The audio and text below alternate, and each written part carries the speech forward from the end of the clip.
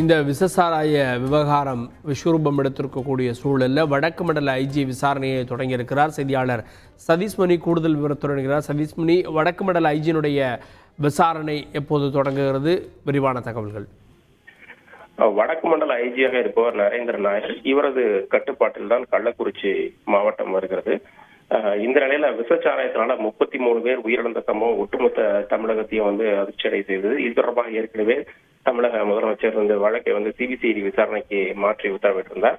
இந்த நிலையில அவருடைய கட்டுப்பாட்டுல கள்ளக்குறிச்சி மாவட்டம் வர்றதுனால அங்கு நடந்த உயிரிழப்பு தொடர்பாகவும் காவல்துறை சார்பில் எடுக்கப்பட்டு வரக்கூடிய நடவடிக்கைகள், அதே போல இவரது கட்டுப்பாட்டில் இருக்கக்கூடிய மதுவிலக்கு அமலாக்க பிரிவு, அந்த மாவட்ட மதுவிலக்கு அமலாக்க பிரிவு அவர்கள் என்னென்ன நடவடிக்கை எடுத்திருக்கிறார்கள் என்பது குறித்தும் அந்த ஆய்வு நடத்தப்பட்டு வருகிறது.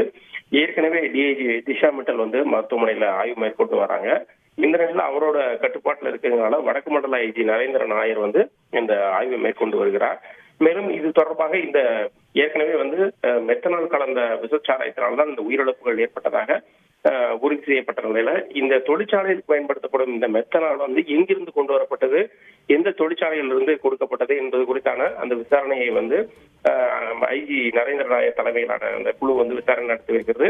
மேலும் இது சட்டவிரோதமாக அளிக்கப்பட்டிருந்தால் அந்த தொழிற்சாலையில் உள்ளவர் மீது கடுமையான நடவடிக்கை எடுக்கப்படும் என ஏற்கனவே தெரிவிக்கப்பட்ட நிலையில இந்த மெத்தனால் எங்கிருந்து கொண்டு வரப்பட்டது என்பது குறித்தான விசாரணை தொடர்ந்து நடைபெற்று வருகிறது. இதே போல இன்னும் பாதிக்கப்பட்டவர்கள் யார் யார் இருக்கிறார்கள் என்பது குறித்தும் காவல்துறை தீவிர விசாரணை நடத்தி வருகிறார்கள். செய்திகளை உடனுக்குடன் தெரிந்து கொள்ள உடனே சப்ஸ்கிரைப் பண்ணுங்க.